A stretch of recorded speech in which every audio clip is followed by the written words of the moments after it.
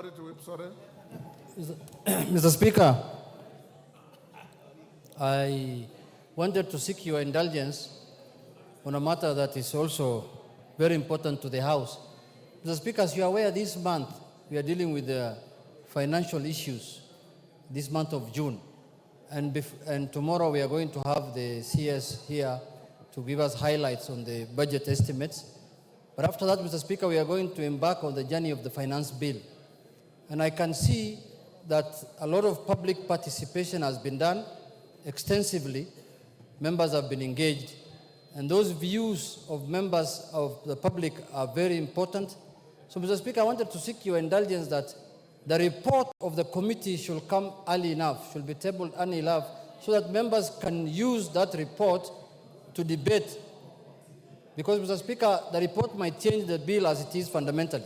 So sometimes we have come across a situation here where members are debating the bill originally as it came, when the committee has recommended a lot of changes to the bill.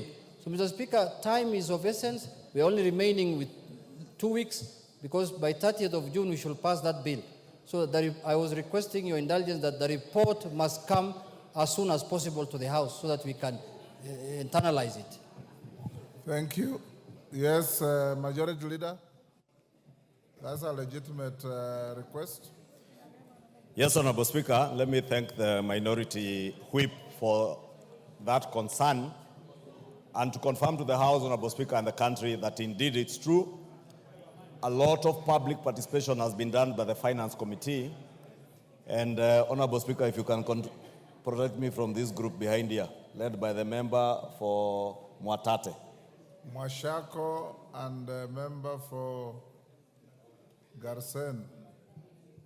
Thank you, Honorable Speaker. I was saying, Honorable Speaker, following the extensive public participation that comes to a close today, I am informed by the clerk's office that the Committee on Finance will retreat from tonight and all the way up to Monday, and hopefully they should be able to table a report from next week, Tuesday, when the House sits for the first sittings next week. And Honorable Speaker, it is also true that it is only upon the tabling of that report that members can be able to debate and even have a very clear public discourse on what will be contained in the final bill or what would become the Act of Parliament, Finance Act of 2024. Because, Honorable Speaker, I have seen even governors in funerals, in churches, like the governor, clueless governor for Nyeri, debating the finance bill and saying he will vote no, as if he votes in this house. And you know that governor, Honorable Speaker, even has no idea of what is contained in the finance bill, has not even bothered to follow what the public discourse. And therefore, I would just appeal to even the governor for Nyeri. I know the people sending him are the same characters who are trying to mobilize members of parliament. And I must thank these honorable members of the National Assembly because they have refused to be incited against the finance bill and insisted on waiting for the report of the Finance Committee to read, understand what is now contained in that report, see what amendments come out of the public participation, then we make decisions based on what will come. But we cannot make decisions based on what some funny governor is saying in some church somewhere, Honorable Speaker. And I thank the Honorable Junet for raising that question because it gives us the opportunity also to put into proper perspective the workings and operations of the National Assembly and indeed Parliament. That we never preempt debate to go and debate things out there before they come before us. The bill is rightly before the Finance Committee. The Finance Committee is considering the bill plus the proposed amendments that have come from members of the public and other stakeholders and Kenyans at large. And I do hope the Finance Committee will work with speed to be able to table that report next week, Honorable Speaker. Thank you. Thank you. Jared, yes, Minority Leader. Honorable Speaker, I just wanted to add my voice to this very vital matter that has been raised by the leader, by the Minority Whip, Honorable Speaker. indeed, the issue of the finance bill is so important that we need to get it right this time round. This time round, bearing in mind the public mood out there, it requires that we go through this process in a manner that gives members the time to interrogate the report and the attendant amendments, Honorable Speaker. Honorable Speaker, the reason why I'm rising is what I've heard from the Honorable Majority Leader say. The Honorable Chungwa has made some remarks or some comments concerning the Governor of Nyeri, who purported to be making a decision on this finance bill out there. But he made more serious remarks besides that I was very concerned about, Honorable Speaker, if you indulge me for 1 second. The Governor of Nyeri, that is Mutahi Kahiga. I listened to him, I couldn't believe that I'm listening to a leader who has been elected by the people in a county. That he was castigating the government of the Republic of Kenya for extending development projects to Kenyans. That he wondered why the stadium in Bungoma was completed in a record 2 weeks, and yet the one in Nyeri is still pending. And yet the people of Bungoma did not vote as much as people of Nyeri for the government. He also lamented why the debts for the sugarcane farmers was being waived. And yet sugarcane farmers did not vote for this government, Honorable Speaker. We must actually in one accord say without any equivocation that the government of the Republic of Kenya belongs to all Kenyans. And all Kenyans pay taxes. All Kenyans pay taxes. Be they in Bungoma, Kakamega, Siaya, where I come from, or Nyeri. They are all Kenyans.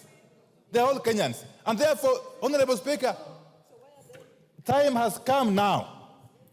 Some of us have got no business, by the way, with the differences in UDA. We perceived, I don't know. Whatever issues that are in UDA don't concern us. But you cannot stand on a public platform and be seen to be discriminating against a section of Kenyans on account of how they voted in the last elections. So I said while I was in CIA yesterday, Juzi, that governor must be called to order. And if for sure he's pursuing some agenda, which we don't know, then that agenda is contrary to the national interest, Honorable Speaker, and the Constitution, of course. So I want to stop at that for the time being. In the fullness of time, I will be coming back with a more comprehensive action. Thank you, Honorable Speaker.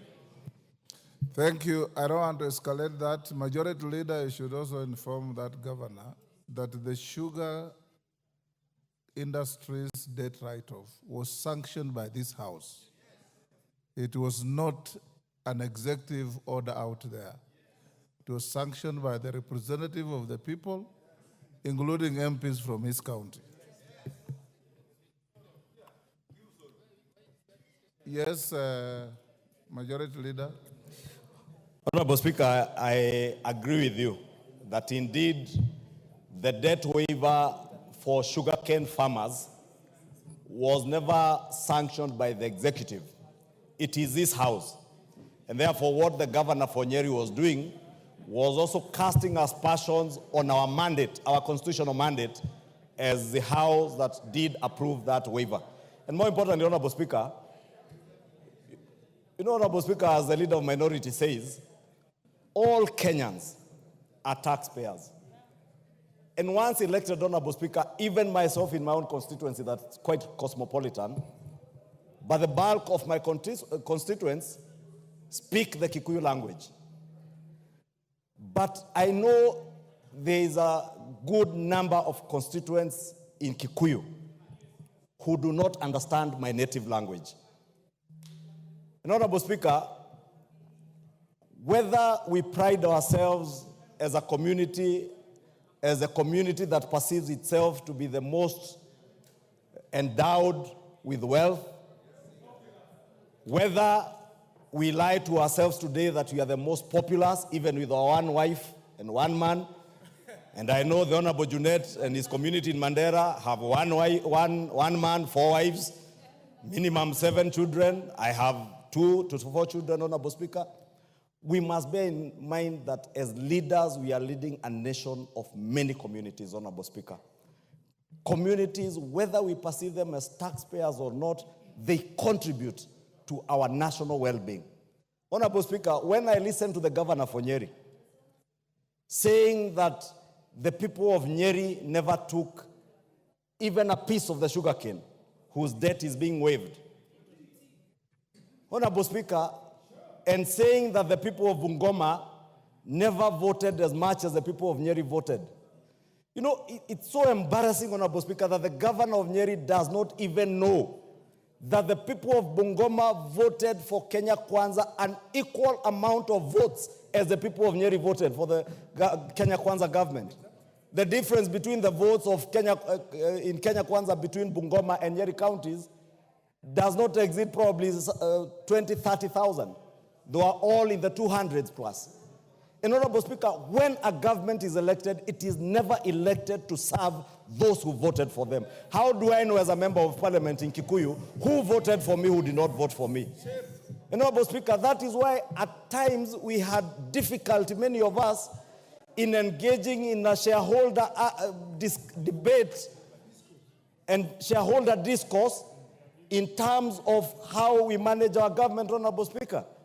And Honorable Speaker, let me just say, I don't know whether we are not at liberty to discuss the conduct of the governor for Nyeri in this house without a substantive motion. But I would want to appeal to the governor of Nyeri, whether you are speaking for yourself, whether you have been sent to say those things by somebody, irrespective of what position that person holds in government or in Kenya, please respect other communities. Please appreciate that sugarcane farmers in Kenya deserve debt waiver just like coffee farmers deserve the coffee waiver that we have given them in this budget and in previous budgets, Honorable Speaker. Those of us who come from the sugar belt, and Honorable Speaker, you know, when you listen to that governor speaking about the sugar belt and imagining that Bungoma County is the entire sugar belt in Western Kenya, he does not know even the sugar companies that were to benefit from that debt waiver. 90% of them are in Nyanza, not in Western Kenya. Only 2 sugar companies, Mumias and Zoia, are in Western Kenya. The bulk of these other companies, whether it's Chemelil, Muhoroni, Stony Sugar, they are in Nyanza, and the people of Nyanza deserve. They deserve to benefit from taxpayers' money, Honorable Speaker, just like the people of Kiambu deserve to benefit from the coffee debt waiver. The people of Nyeri, the people of Kirinyaga deserve. Therefore, Honorable Speaker, let us as leaders, and that's why, Honorable Speaker, in conclusion, I said here last week, and I know what I said here when I quoted a quote, saying that you cannot build a kingdom when you are fixated with attention from the village. I know there are those who took it out of context to try and mobilize a hate campaign. But I call on us as members of the National Assembly to put the nation ahead of our communities, to put the nation ahead of our parochial self-interest, Honorable Speaker. And therefore, as I condemn the actions and the words of the governor for Nyeri, Honorable Speaker, and I will indeed be writing to him to officially inform him some of these things that have been said here in writing for his record, there, so that as he exits office, he may travel a bit around the country, just tanga a bit and engage in a bit of political tourism to understand other people around the country. Thank you, Honorable Speaker.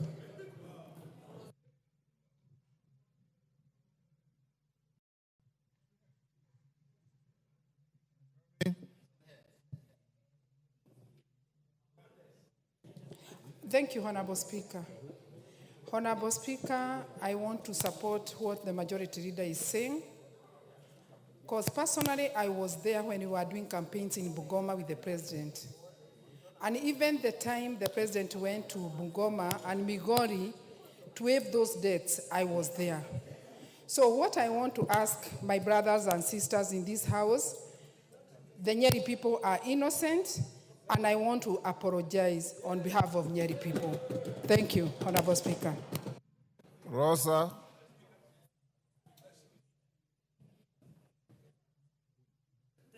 Honorable Speaker, thank you for this opportunity. Honorable Speaker, Honorable Junet did ask a very pertinent question about whether we could receive the report in good time to enable us debate. I'd like to request that could the majority leader give us the assurance that we will receive that in time instead of going into politics. This politics does not answer that question. He already gave that Thank you. assurance, Rosa. Maybe you are not listening. He said the report is likely, and I'll direct him to ensure it is tabled by Tuesday. Mr. Speaker, I think it was overclouded by all these political statements, which I don't think were part of what Junet had asked. Thank you much, Honorable Speaker. Didymus. Thank you, Mr. Speaker. I want also to agree with the leader of minority on what he has said.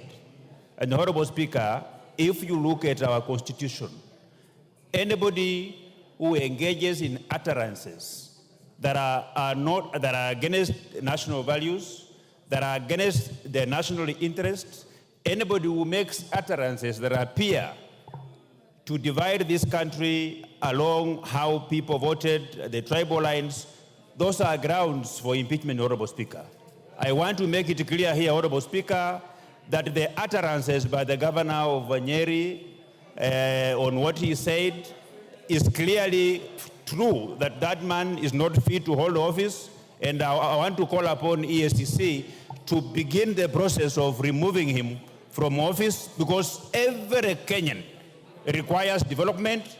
Wherever you come from in this country is not a criminal offense. The tribe that you are is not a criminal offense, and the governor for Nyeri is not fit to hold public office, and the grounds for removing him should begin immediately today. They even ought to have begun yesterday, Honorable Speaker. I support.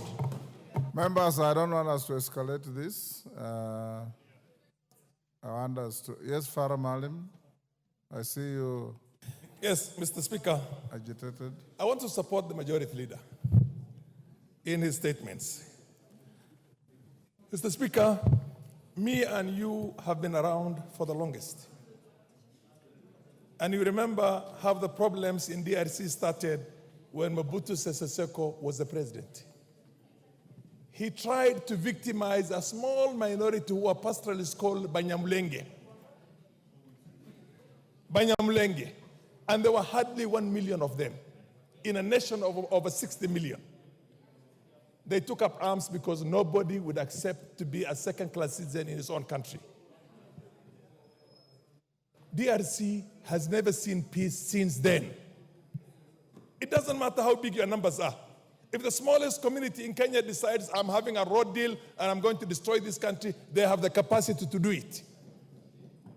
Let us keep our unity as a nation. We have the most beautiful country in the world. The diversity is our strength. It's not supposed to be our weakness. When a very senior government official says all politics is local, what are you talking about? And you want to be the president of this country?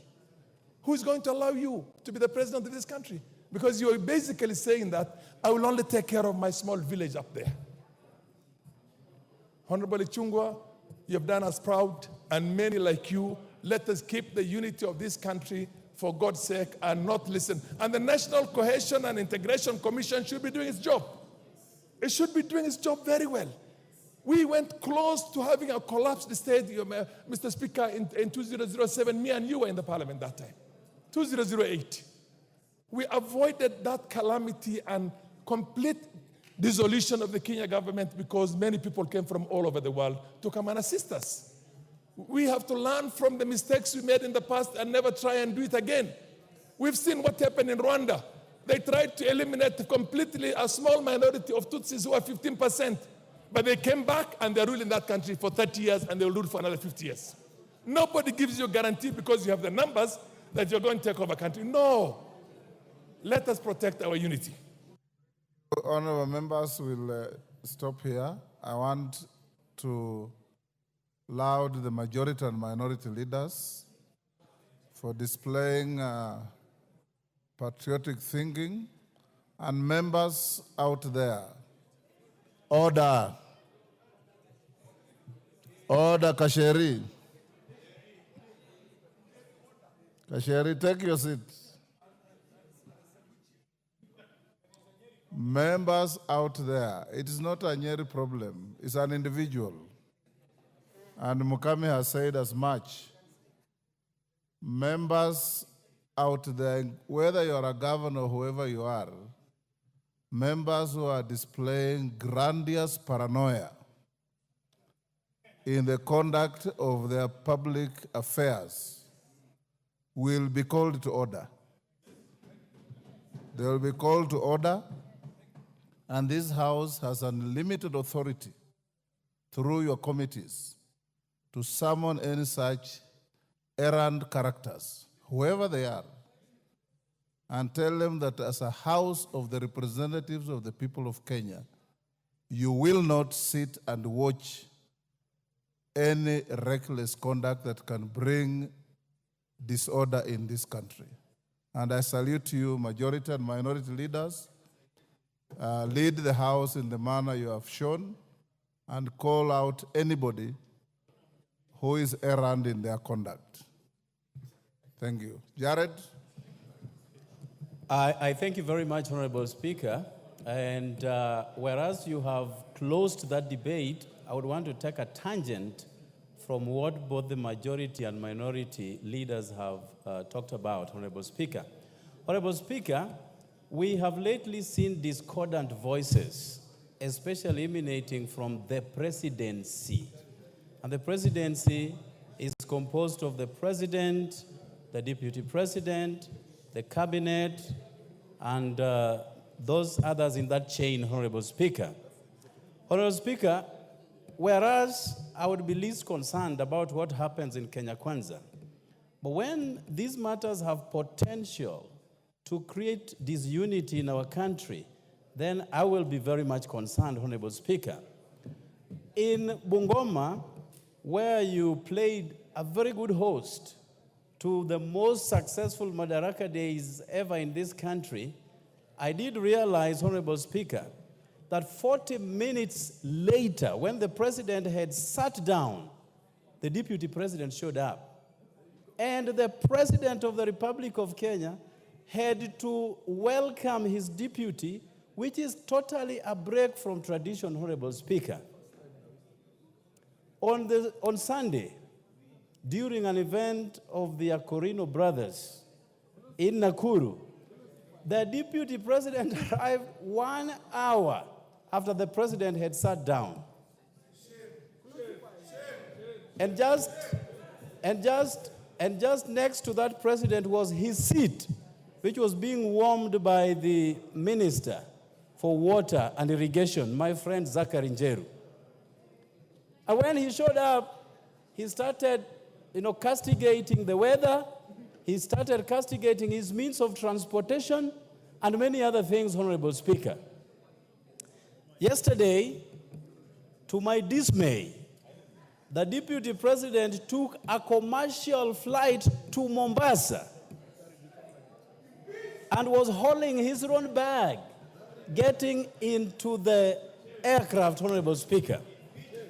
Honorable Speaker, this House appropriates and budgets for travels of the deputy president, Honorable Speaker. And at no given time have we ever envisaged a situation where he takes a commercial flight. But if he takes solace out of commercial flights, then it is upon and incumbent upon this House to reduce his travels by 95%, because we know what is being charged by commercial flights and the rates that are being charged by chartered flights, Honorable Speaker.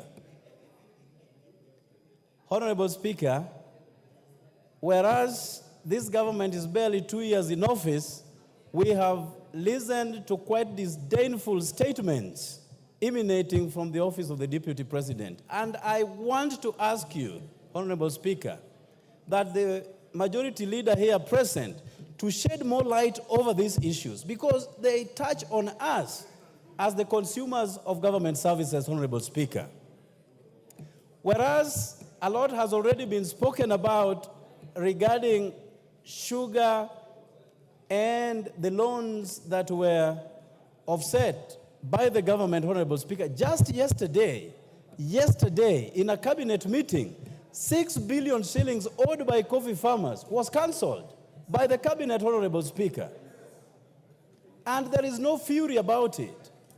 But when the same government cancels debts owed by government-owned sugar mills, then it becomes a matter of concern by one particular governor of Nyeri, Honorable Speaker, who has since abrogated himself the role of a spokesperson of somebody else, Honorable Speaker. You know, I've always believed that governors are so busy. Your point. I've always believed, Honorable Speaker, that governors are too busy to even indulge in issues holding brief for others, Honorable Speaker. So, Honorable Speaker, these are fundamental, germane, and salient issues that, left unchecked, have the potential to create bigger problems for this country that we all love. So I implore upon my very good friend, Honorable Kimani Ichung'wah, the MP for Kikuyu, to shed more light on these matters. Otherwise, if there is a real problem that the Deputy President is suffering, that as a House we can help him solve, then this is the right platform. But if he's creating, disunity and playing victim at the same time, so that a particular section of the government would go a different way, then we want to know and call him to order. I thank you, Honorable Speaker, for the opportunity. Yes, member for Kahawa. Mr. Speaker, Norwaraka. Mr. Speaker, in as much as this is music to my ear, but we are slowly digressing from the business of the House. I have heard names being made here. And Mr. Speaker, you are the biggest advocate of protection that persons must not be named here adversely without a substantive motion. That side has a majority, supermajority, so they say. There is nothing that stops them from dragging that Gachagua here so that they can impeach him. They can impeach him so easily by bringing him here and vote against him.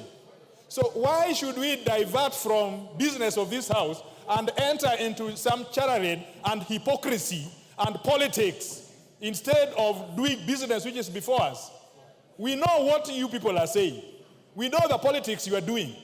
But we also have our politics. We don't want to turn this place into a political arena. We know that this matter has been choreographed. Who doesn't know that? Order, Honorable Kajwang. Order. Yes, that is Atandi. Honorable Speaker, I didn't want to enter into this conversation, but Honorable Speaker, let the truth be said. The governor of Nyeri did not say anything out of this world. The governor of Nyeri was simply saying that there is no equity in sharing of national cake, and that's a fact. That when you look at the budget we have just passed here, so many sections of this country are not receiving projects. And the governor of Nyeri, as a leader elected by Nyeri residents, must fight for the welfare of Nyeri residents. So, Honorable Speaker, I think let us stem this discussion. The national cake is not being shared equitably. Most parts of this country are not receiving resources. And I want to support him. Let us not be a government that preaches unity because it is favoring us. Because if there is chaos, people who are stealing will not steal. You don't steal in chaos. You steal when there is unity. So we don't want this conversation about unity because we need unity and peace so that we can be able to steal in peace. Let us be genuine about unity. If you're talking about unity, let it be about genuine unity. You can't tell me that you are preaching unity here, but there's no development that is coming to my area. You can't tell me you want Kenyans to be united because with that, the preaching you are giving us is for your good. So the Nyeri governor should not be discussed here, Honorable Speaker, unfairly. And I agree with him. The government must ensure equity in sharing of national cake so that all Kenyans can be happy and be peaceful and be united. You cannot be united in statements, in empty statements. Let us be united. Let us have real unity. Real unity is about how many resources, how much money is going to Siaya, vis-a-vis how much money is going to Kiambu. How much money is going to Washington, vis-a-vis how much money is going to Kisumu. That is the unity that I want to hear about, not unity, empty statements about unity. I support the Nyeri governor. Thank you. Yes, Osoro. Yes. Thank you very much, Honorable Speaker. Honorable Speaker, what is happening today, or in the recent past, started like a joke from what many considered as mere statements by very top leaders of this country. It started from statements like, the shareholders claiming that there are some communities that really did not contribute to the formation of this government, calling other people shareholders and other people traitors, and people kept quiet. But, Honorable Speaker, if this House keeps quiet, the trend this country is taking will take us back to 2007, 2008, if we are not careful. Because it started from one particular leader, then it went down to what we'll call his supporters, or he recruited some speakers or a mouthpiece to speak on his behalf. And the recent utterances, Honorable Speaker, really shocked the nation, where somebody is questioning on the division of the national cake, how it should actually be shared, that it should be shared on how people voted. I mean, this is shocking. What he did say is that if we go by that formula that he was proposing, then he should also propose that a certain section of people or a region should then not pay taxes. They should also not contribute to the national cake in terms of paying of taxes. That is exactly what the governor of Nyeri meant. And that is extremely selfish, being extremely selfish. But more important, Honorable Speaker, to what Honorable Okello has raised, yesterday was a bit embarrassing. This House passed last year's budget, 2023-2024, and they allocated funds to every arm of government. The executive got their vote, and in particular, the presidency got a budget to help them run their affairs. Every member of this House and even members of public know very well that each office is well equipped with a team of people, with a team that helps people that move around, the executive, members of the executive to move around, like His Excellency the Deputy President. It was a shame, Honorable Speaker, to see His Excellency the Deputy President moving around, carrying a bag, in as much as one wants to pull some PR stunts, and I say this, Honorable Speaker, with tremendous respect. We should question, it is about time we question the members of staff that work with His Excellency the Deputy President. Where were they when he was carrying the bag? Where were they when they were taking pictures, and some of them, of course, standing behind him as he pulled the bag, which looked very empty, Honorable Speaker. And I think it must have been bought from the airport, Honorable Speaker. Because in as much as we appreciate the fact that... Order, Honorable Soro. I think what Jared Okello asked was legitimate. But let's not digress into discussing the conduct of the person, of the Deputy President. Jared Okello asked whether, and I saw it in the reason I allowed him to seek that statement from the majority leader is that the person of the Deputy President of this country is a responsibility of everybody. His movement to any part of the country has security implications. How he travels, who he travels with, where he goes, has security implications.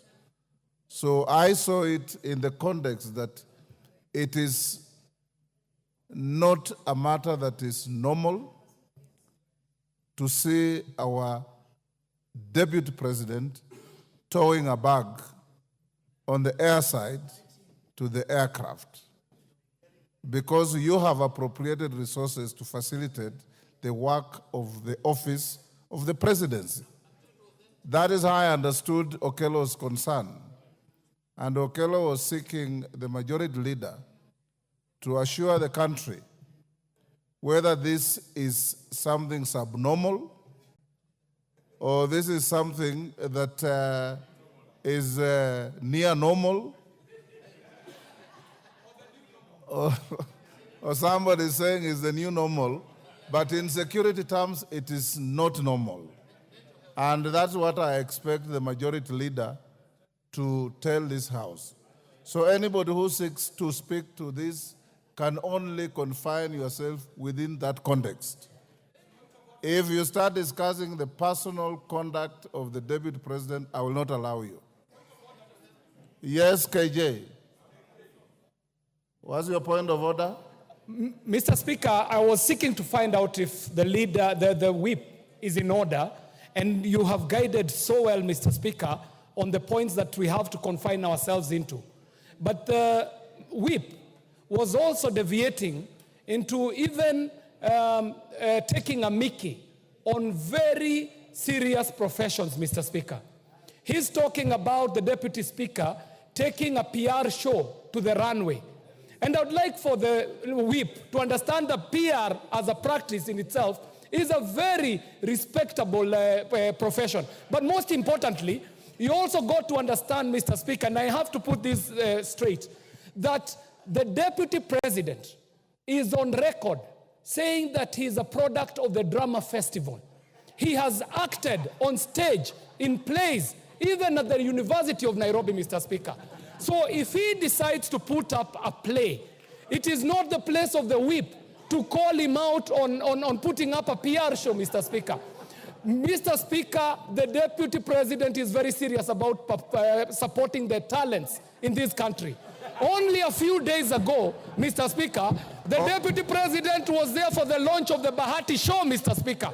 We might have had a continuation of the same show on the side, on the runway of at JKI, Mr. Speaker. So, Mr. Speaker, I was seeking to find out if the whip is in order to take a mickey at very serious professions, the profession of PR and public relations, the profession of actors, and even the people who chase clout for content, Mr. Speaker, for TikTok, are also doing a serious job, Mr. Speaker. So I would want you to find the whip out of order totally, Mr. Speaker, for deviating from the issues as you directed. Thank you very much, Mr. Speaker.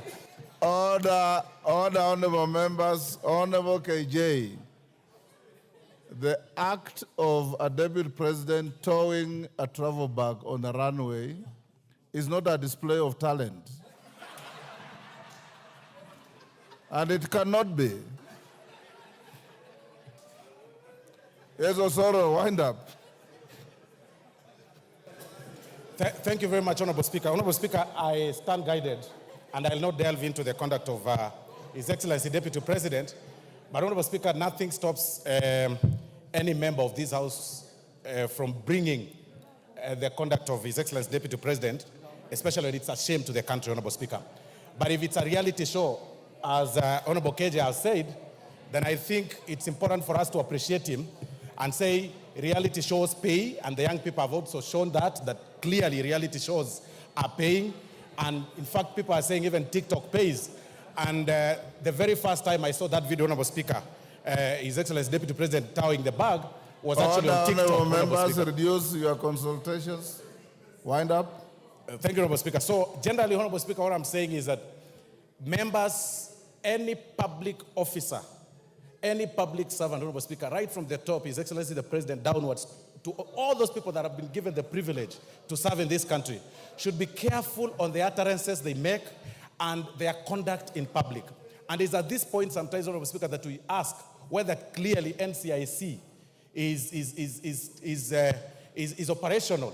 Because at this point, we should be seeing the governor for Nyeri being summoned and questioned for his utterances against a certain community and profiling some communities as lesser human beings, Honorable Speaker. And we should also be seeing you know, the people raising questions on chapter 6 of the conduct of even some members, senior members of the executive, on how they carry themselves in public. But to also applaud the Deputy President, Honorable Speaker, and appreciate him for deciding to spend less, you know, and use a commercial flight to Mombasa. That is now what we want. That is how we move around. That he is able now to pay. Zamzam, wind up. Asante sana Mheshimiwa Spika. Na mimi nataka nielezee wabunge wenzangu mambo yanayotendeka si mambo ya kucheka. Mheshimiwa Spika, sisi tunajua majukumu ya naibu wa rais. Na hata kama leo pengine Mheshimiwa Spika wewe pia ungefanywa hivyo, tungesimama hapa kuweza kukutetea, kwa sababu kuna bajeti ambayo imewekwa na tumemuona mara kadhaa akilalamika kuwa ndege imemwacha, ameambiwa sijui kuna hivi na vile. Kwa hiyo kuna shida katika taifa letu, na mimi naomba ikiwezekana Mheshimiwa Rais na Mheshimiwa Naibu wa Rais waweze kukaa chini, haya matatizo yaishe, kwa sababu Kenya ni yetu sisi sote. Na hata alivyoongea yule governor wa kule Nyeri, amezungumza makosa, kwa sababu ugavi wa rasilimali unafaa uende sawa katika taifa nzima, Mheshimiwa Spika. Na kama alikuwa anataka kutetea pengine naibu wa rais, asingetumia matamshi yale, kwa sababu yanazidi kuleta sintofahamu. Kama ile mashini ya miwa kule ilikuwa ni haki wao kupewa fidia kuweza kuregesha ule mtambo wa miwa, Mheshimiwa Spika. Lakini kwa yote ile pia sisi kumuona katika ndege ambao ni abiria wa kawaida bila hata security, Mheshimiwa Spika, ilikuwa inatatiza ile image ya taifa la Kenya, Mheshimiwa Spika. Kwa hiyo mimi naomba, na nimeona hata wabunge katika mikutano wakizungumza, wakirusha cheche za maneno. Wakati huu Wakenya wana matatizo, bidhaa zinapanda juu. Inafaa wakati huu tuwe tunaongea juu ya finance bill, Mheshimiwa Spika, lakini tetesi ambazo zinakuja katika taifa hili wakati huu ni vipi Deputy President anatembea, naibu wa rais ametembea na begi, sijui imekuwa vipi. Kama kuna matatizo, mimi naomba hasa wale ambao wako upande wa mrengo ule, sisi tulizoea matatizo yetu, manake tulipigwa mkatucheka na sasa kimewaramba. Lakini yote tisa, muweze kukaa chini, muweze kutatua matatizo yenu. Hata mkimshika leo spika wa bunge hili, kwa vile yuko mrengo ule, nione mtu anamletea na ile haki zake za kimsingi anapokonywa, kama Mama Zamzam, mtasimama nitazungumza, kwa sababu akipatikana yeye leo, kesho mwingine atafanziwa hivyo. Tumeona hata kule kwa rais aliyostaafu kumetokea pia tetesi. Mambo haya yanafaa yakae chini, kila mmoja apate haki yake, na tuangalie sasa maslahi ya Wakenya. Asante sana Mheshimiwa Spika. Mkunji.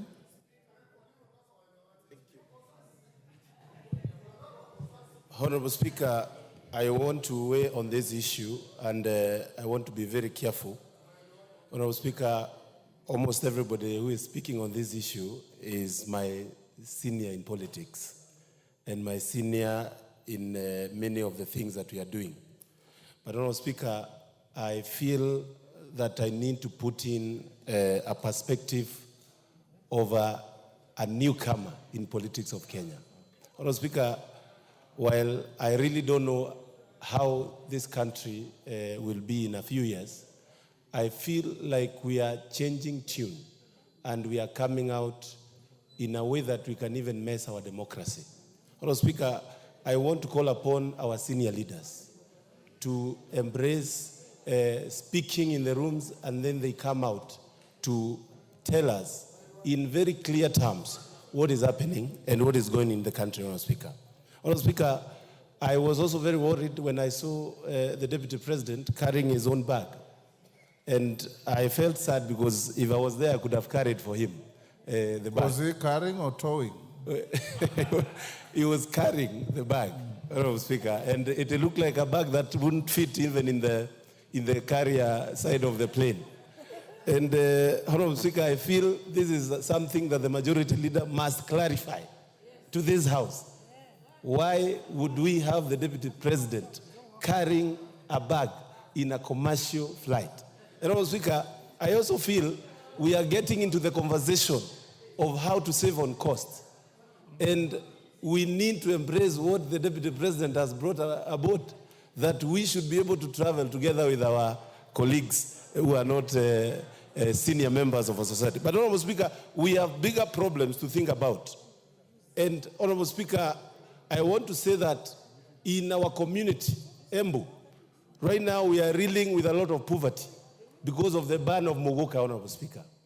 And I feel this House, together with these members, are not doing enough to help us and listen to both sides of the divide so that my people don't die because of poverty, Honorable Speaker, when they were making a living out of this thing. Honorable Speaker, this is serious, and I want to say that we have to know how our people make money and not ignore the fact that they might even mess up their lifestyles. Honorable Speaker, while I'm finishing, I also want to say that reading the standing orders, I'm happy with your guidance that we should not, without a substantive motion, speak about characters of our senior leaders, especially leaders in the caliber of the Deputy President and the President. So we are still learning on how to handle these things, but I would really urge, even us here as members of Parliament, especially from this government side, we need to even have a kamukunji and speak and guide our leaders if they are not guiding us right. And that will really help us as we move on. And I hope the majority leader has heard me. Thank you, Honorable Speaker. Jonette? Yes.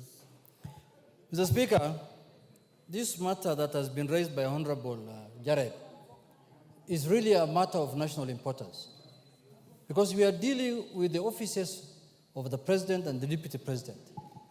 The presidency.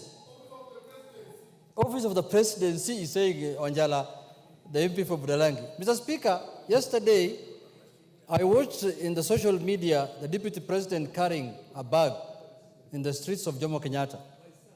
What struck me, Mr. Speaker, in that episode, as somebody who has traveled a lot, is the kind of bag the Deputy President was carrying. That one really struck me. That kind of bag is not for the Deputy President. That bag is for something else. Another thing that struck me in that episode is what was the content of that bag, because the Deputy President could not even give it to his bodyguard. He had to hold it himself in person, Mr. Speaker. What could have contained in that bag, Mr. Speaker? I don't know whether a committee of this Parliament can get to know for us. What is the content of that bag that you cannot even trust with Ngunjiri Wambugu was behind him, that he held for me this bag, Mr. Speaker? I don't know whether Mr. Speaker, those are the two things that struck me in yesterday's episode, political. But having said that, Mr. Speaker, why are we discussing this matter here? The only place that can hold the presidency accountable is Parliament, Mr. Speaker. They are held accountable here, constitutionally. You know, Mr. Speaker, you can hold somebody accountable in the sense that if it is your responsibility to dismiss him from the job he has, then you are the only one who can hold him accountable. It is a clear provision in the Constitution that this is the House that can remove anybody who occupies those offices, Mr. Speaker, and you are a senior lawyer. Mr. Speaker, if what I am seeing, or this trend I am seeing continues, you know very well, Mr. Speaker, the Constitution says a state officer must bring honor, dignity, and respect to the office he's holding. Mr. Speaker, you cannot demean the office you are holding and you expect to attract dignity and respect. Mr. Speaker, let's call a spade a spade. If you want to politic, that is fine. If you want to go and talk in a church, in a public burial place, that is fine. But not to the extent of demeaning the office of the Deputy President. Even the office of Member of Parliament cannot be demeaned, Mr. Speaker. When some of our colleagues misbehave, we take offense. When some of our colleagues here go to burials and behave in a manner that is unbecoming, a manner that a Member of Parliament should not behave, we take offense. We say, no, we talk to them, don't behave that way. As a whip, I guide them in my office. You can't behave like this. I don't know whether the executive has a whip. The whip of the executive now must come in. I don't know whether it is the majority leader who is the whip of the executive. But a majority leader, if somebody is not interested in any job, there are Kenyans who are interested in that job. Why don't you do something? We are here to execute it. There are many Kenyans who can perform. Men and women. Many Kenyans, men and women of high standard and caliber, including, no, I don't qualify because I'm not from Kenya Kwanza. But anybody else is qualified. Mr. Speaker, you know, Mr. Speaker, the deputy presidency is a very, very critical office. In our neighboring country, the president today who's running that country was a deputy president. She was a deputy president of President Magufuli. And today she's a president of the Republic of Tanzania. So that tells you how important that office. That is not the kind of office that can be occupied by somebody who's pulling a trolley in the corridors of Jomo Kenyatta Airport. It's not possible. So, Mr. Speaker, why we are talking as a parliament, because it is here that we discuss matters of concern to the people. And surely, Deputy President pulling a trolley is of matters of concern to the public. The discussion here is, why did he use the Kenya Airways, public transport? That is neither here nor there. The issue is pulling a trolley. The issue here is, are we as a country having the presidency, giving the presidency the kind of respect that it deserves, Mr. Speaker? And I'm not absolving blame from anybody. Anybody who has not done his work, he can be held accountable. But, Mr. Speaker, let me conclude by saying this. Mr. Speaker, people take these offices casually. And somebody thinks that if I become a deputy president, I cannot be held accountable by anybody. A member of parliament will hold you accountable. And the Constitution has given him that provision to hold you accountable. Any member of parliament, by the way, it doesn't matter whether you're Kenya Kwanza or Azimio, any member of parliament can hold you accountable for actions and anything that you speak. I don't want to digress because the speaker has told, let's concentrate on the context. But some of the utterances even are wanting. So, Mr. Speaker, personally as a member of parliament, and you know, some of us, we might not have become deputy presidents, or we may not occupy high offices, but now we are senior members of the country, because some of those people, we have served more terms of parliament than them. They know that. I have been in this parliament more than those people. They know themselves. I don't want to mention names. I am now serving the third term, and people came here one term and sijui jua ilitoka wapi kabulika hawa sasa hawa ni namna hiyo tu, na sisi bado tumebaki tu kama kuku hapa ndani ya town. So, Mr. Speaker, I want to say this, that let us respect the offices we are holding. If you have grievances, deal with your grievances in a manner that befits the office you are holding, and don't bring shame to the country. Don't bring shame to our country. And when you want to divide the country and you want to separate people, nobody will accept that. Nobody will allow that. With those few remarks, Mr. Speaker, I want to say, please, for those people who are very close friends of our friend, please buy him another bag. That bag cannot go on. If next trip, I want to see a better bag. KJ, please. Thank you very much. Majority Leader, you've heard the concerns of members. Wanjala, what is it? I've given the Majority Leader an opportunity to tell the House the concerns of members, and I want to repeat. Sit down, Wanjala. The conduct of the Deputy President of the Republic of Kenya is not under discussion here. The issue raised by Jared Okello was very clear. The office of the Deputy President, the whole of the office, as I think Junetta summarized it very well. Now we want the leader of government business in the House, the Majority Leader, to assure the House and the country that the dignity of the office of the Deputy President is not at stake, and more importantly, that the Deputy President is provided with resources to discharge his duties and responsibilities in a manner that brings honor and dignity to the office.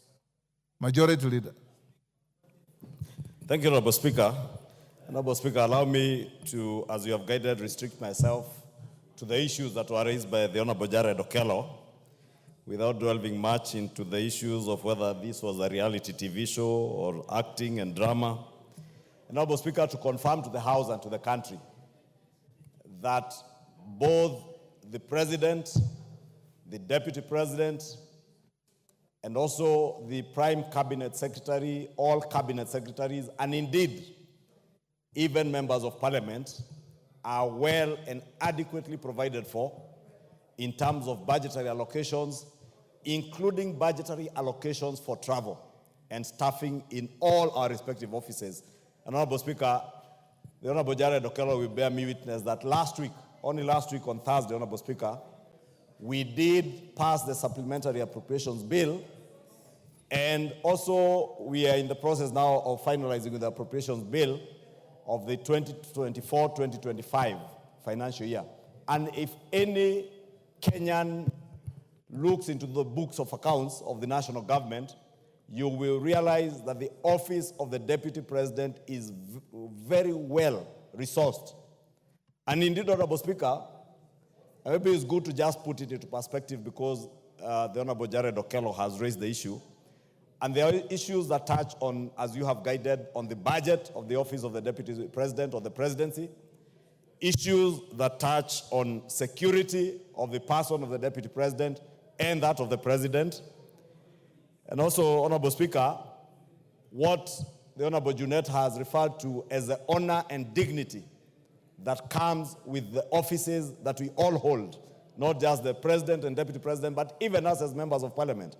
And Honorable Speaker, in confirming that there are adequate resources, including resources for air transportation, Honorable Speaker, both for fixed airwing, aircraft, for helicopters, and even if the Deputy President opted to travel by sea, there are adequate resources for him to travel by sea, by SGR, or even by coast bus to any other bus, Honorable Speaker. And let me also say, Honorable Speaker, it is not unusual, because I don't know why anybody would think it's unusual for the Deputy President to travel with our national carrier, Kenya Airways. Honorable Speaker, I have witnessed holders of that office in the person of William Ruto, our current president, use not just Kenya Airways. In fact, last week when he traveled to South Korea, he took a commercial airliner to South Korea to and fro. The only difference is that he never posed for any photograph anywhere. I have also witnessed when he was Deputy President, William Ruto traveled not just on Kenya Airways, but used jumbo jets to Mombasa, to Eldoret. He has used Skyward and Renegade, and the other, not 540, there's another airline that Safari Link to Masai Mara. And therefore, it is not unusual. I think the only unusual thing that happened yesterday, Honorable Speaker, and maybe that may have gotten the attention of the Honorable Jared Okello, was the Deputy President towing a bag, a new bag, brand new bag, as the Honorable Junet says, that could not even fit into the compartments in the aeroplane, towing the bag and posing for a photograph. But unfortunately, I think, Honorable Speaker, on matters touching on security, the Deputy President was also very well secured yesterday, and I can confirm that to the country. He had with him not less than 19 bodyguards, 14 of whom he was to travel with on that aircraft. Therefore, he had no problems with people to carry his bags. Let nobody think that the Deputy President had problems on people to carry his bags. He had not less than 3 photographers to take the photographs, Honorable Speaker. Majority. Yes, Junet, what's the point of order? Mr. Speaker, I wish to ask the majority leader whether he's correctly saying that a plane that was to carry 60 people, 14 were supposed to be bodyguards of the Deputy President in that plane. Can you tell the Parliament in broad daylight that 14 were members of his security detail out of 60 members, a third of the plane, and cameramen and the other things? Honorable Speaker, the information I have, the Deputy President did not just appear for the photograph. The Deputy President was driven to the airside with his full security detail, including the presidential guards that guard him from the Wrecking Squad. They were there with him. There were adequate, not less than 14 officers traveling with him on that plane, including photographers, security men, bloggers, protocol people, including the former MP for Nyeri, who I hear is a chief blogger in that office now, Honorable Speaker. Therefore, Honorable Speaker, I was just making the point that the Deputy President was not short of staff and personnel to carry his bags, including photographers who are taking those photos, Honorable Speaker, and therefore his security was not in question at all. True, Honorable Speaker, in terms of the dignity and honor that comes with that office, Honorable Speaker, I think the Deputy President had this flight paid for by the government of Kenya using taxpayers' money. And to give his office the honor and dignity, those who are keen observers did observe he was seated on seat 1A of that flight. The chief blogger in his office, the former member for Nyeri, was seated on seat 2A. That's in the business class, Honorable Speaker. And others, including his security officers, I think 2 are seated in the business class with him, and many others were seated in the economic compartment. And therefore, let me assure the country that the Deputy President within that flight was very safe. There is nothing unusual in him taking commercial flights. Indeed, many of you who attended the National Prayer Breakfast will remember His Excellency the President affirming that out of the austerity measures that government has instituted and which we effected through the Supplementary Appropriations Bill, that his office, that of the Deputy President, and that of the Prime Cabinet Secretary had cut their budget substantially. And therefore, I only want to encourage the President, the Prime Cabinet Secretary, the Deputy President, when they travel, to bear in mind those austerity measures, but at least to reduce the delegations, if not anything. I am certain nothing would happen to you when you are up there in the skies. Therefore, 1 or 2 security officers might be adequate. You do not need 3 or 4 photographers to travel with you on that plane. You can send some by SGR or others to drive to Mombasa. Therefore, I want to encourage all our government officers to bear in mind that we are in a tough situation and austerity measures that government has instituted, including Parliament, Honorable Speaker. I was pleasantly surprised the other day when I saw members of Parliament carpooling to travel to Naivasha because they thought it was easier to hold their meeting where they were holding and carpool. And Honorable Speaker, this should be the spirit, Honorable Speaker. But also, Honorable Speaker, more importantly, because I have seen these questions being raised, especially by bloggers, is the Deputy President entitled to use of military aircraft? Honorable Speaker, I did engage the Cabinet Secretary for Defense. And indeed, I have asked, Honorable Speaker, so that we may put this matter to rest, I will be writing to the Cabinet Secretary for Defense to appear before this House in plenary, that only the President and the First Lady, the President as Commander-in-Chief, since we don't have a Deputy Commander-in-Chief, has access to military aircraft. The Deputy President has a police aircraft designated for his use, which currently is under maintenance, and the Cabinet Secretary tells me in the next few weeks they will have finalized with its maintenance, because it is not just a police aircraft that is maintained by government, but whenever the Deputy President is flying that aircraft for his safety and security, bearing in mind the office he holds, is usually flown and operated by Kenya Air Force pilots and servicemen, Honorable Speaker, so that we can assure the Deputy President's safety, assure the country of the Deputy President's safety. Honorable Speaker, when the Kenya Kwanza government took over, I am also informed, Honorable Speaker, our defense forces would occasionally allow senior government officers to use their aircrafts at times on request. And ordinarily, government policy is when any senior government officer like the Deputy President or the Prime Cabinet Secretary intends to use a military aircraft, because these aircraft are designated for operational work by the military, to request for use of a particular aircraft, whether it's a helicopter or a Dash 8 or a fixed-wing aircraft, through the office of the head of public service, Felix Kosgei. Honorable Speaker, let me put it on record because I have checked those facts. The day that the Honorable Okello refers to on Madaraka Day, the office of the Deputy President never, because I would not know why he decided to get late.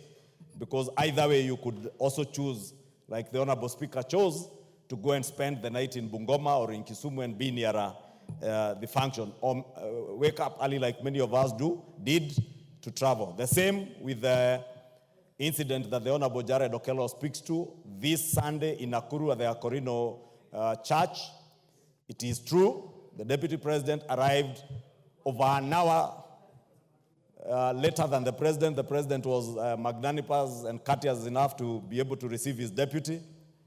And, Honorable Speaker, I can also confirm, because I was to join you in Laikipia, we left Nairobi at exactly the same time with the Deputy President at about 10:44 a.m.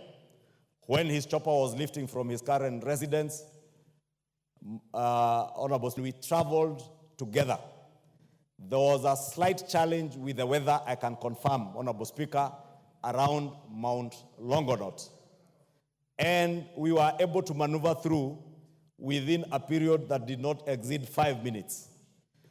As to why the Deputy President chose to tell the country that he had transport and weather challenges, Honorable Speaker, on the pulpit in church, again, I would not be able to be in a position to tell why the person serving in the office of a Deputy President would choose to tell what is not true while standing at a pulpit in a church, Honorable Speaker.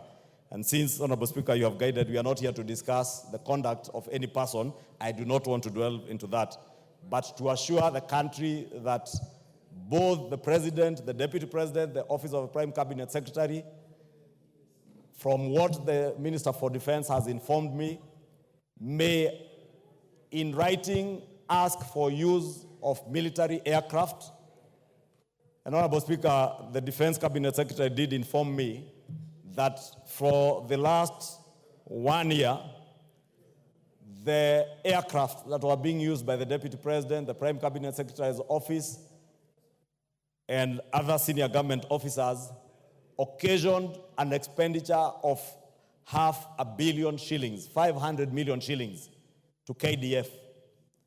KDF has written to the various offices, and the office of the Deputy President has written back, declining to share in the costs of the wear and tear and fuel of these aircrafts. And that is why the Kenya Defense Forces and the Ministry of Defense made a policy decision that should any officer want to use military aircraft, it must be on request, since all these offices have resources appropriated to them for air travel. Therefore, if you use a Kenya Defense aircraft for fuel, for wear and tear, you pay for it from the budget in your office. And therefore, Honorable Speaker, should cry foul that they have not been allowed to use military aircraft.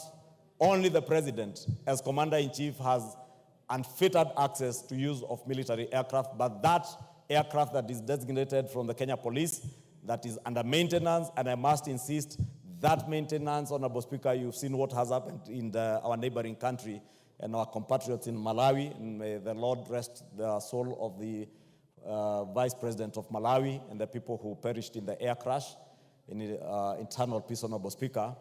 We would not fathom that happening to any of the officers serving in our government. And you remember, Honorable Speaker, I'm also informed many of those aircrafts, including the ones used by the president, were put to a rigorous maintenance program following the unfortunate incident where we lost our Chief of Defense Forces. And therefore, it is only fair that we allow our military and those who take care of these aircraft to service them and avail them for use by senior government officers when they are in good and serviceable condition, Honorable Speaker. Honorable Speaker, allow me, I think I have adequately answered to that, but I want to commit this is just a preliminary answer to the Honorable Jared Okello. I have since spoken to the Defense Cabinet Secretary and asked him, I'll be writing to him to come and appraise the House as to exactly how senior government officers should move, how secure the aircrafts they are using are, and how often they service them, and any challenges that they may have with those aircrafts, Honorable Speaker. In conclusion, Honorable Speaker, let me speak to many people, Honorable Speaker, because I saw a very unfortunate post yesterday on social media by those bloggers who work in those big offices, Honorable Speaker, anticipating the demise or the occurrence of a vacancy in the office of the president. Honorable Speaker, there are things people may do casually and post online. And I remember, Honorable Speaker, when my predecessor, the Honorable Charles Jonjo, was Attorney General and Minister for Constitutional Affairs, he made it treasonable to even imagine the death of a president. We are not in that age, Honorable Speaker. But it's unfortunate that bloggers who work for senior officers of this government can post write-ups on social media, either wishing, anticipating, or praying for the occasioning of a vacancy in the office of the president and purporting that the deputy president is only an inch away from the presidency should anything happen to the president. Honorable Speaker, these are things we may take lightly. Just as we may take lightly the talk that you referred to by the governor for Nyeri, or indeed the talk about people going to their villages. And I want to agree with Honorable Osoro. These are the kind of things, Honorable Speaker, in 2007, 2008 that led us into the problems that we got into with post-election violence. When people were told to go back to their villages. Honorable Speaker, it is true we all come from villages. But please, when we hold senior government positions, we must grow beyond our villages. We must remember that we bear a greater responsibility to the people of Kenya way beyond our villages. And whatever words we utter out of our mouths, Honorable Speaker, must be words that unite the people of Kenya, not those that create divisions. Because if you create division, Honorable Speaker, you are bringing dishonor. And, Honorable Speaker, dealing a big blow to the dignity that the office you hold would have, Honorable Speaker. Lastly, as I said, Honorable Speaker, over the weekend elsewhere, respect is earned. Respect is earned. Honorable Speaker, there are members of Parliament here who have suffered. Members of Parliament from Nyeri will tell you how much they have suffered. The women rep for Baringo County, if she had an opportunity, Honorable Speaker, she would tell you the unpalatable words that have been used to describe her. Honorable Speaker, and I said, let us earn our respect as leaders. If I demand respect, let me respect the member of Parliament for Baringo County. Let me respect the members of Parliament from Nyeri. Let me respect the members of Parliament from Mount Kenya and across the country. Who do you want to inform? Madenge. Yeah? Majority, wind up. Thank you, Honorable Speaker. Order, Madenga, take your seat. No, the member for Nyeri, I think, had me mentioning how much they have suffered. Honorable Speaker, maybe I would allow him 1 minute to inform me. He wanted to inform you. Do you want information? I would oblige him to inform me. 1 minute, Madenga. Thank you, Honorable Speaker. Honorable Speaker, I speak on behalf of the 6 elected members of Parliament in Nyeri County. And this also includes both the Senator and the Women Rep. We have really suffered intimidation and blackmail. And it is imperative that as elected leaders, we be allowed the space to execute the mandate that the ordinary people in Nyeri gave us when they voted for us. It is not possible that the people of Nyeri voted for us so that we can follow an individual when that individual goes dancing, drinking Moratina, and eating nyamachoma. It is not possible. And it's not even in Nyeri. It is in, the dancing is happening in Honorable Kejori's constituency. We want to speak from the floor of this House and inform the country that respect is two-way. You cannot disrespect us in other constituencies and expect us to maintain the respect that we have accorded you for the last 2 years. Respect is earned. It is not demanded. It is not coerced. You've made your information. Thank you, Honorable Speaker. Wind up. Wind up, Majority. Thank you, Honorable Speaker. Allow me to end up, Honorable Speaker, by just saying, Honorable Speaker, just was the Honorable DMM has said, that as national leaders, let us earn our respect. Let us not demean other leaders. Let us not coerce. Let us not intimidate other leaders. And more importantly, Honorable Speaker, let us not seek to blackmail anybody, whether it's members of Parliament, whether it's government institutions, or any other officer serving in government, Honorable Speaker. In conclusion, Honorable Speaker, as leader of majority, I have said it elsewhere, and I'll repeat it on this floor, Honorable Speaker. I will never,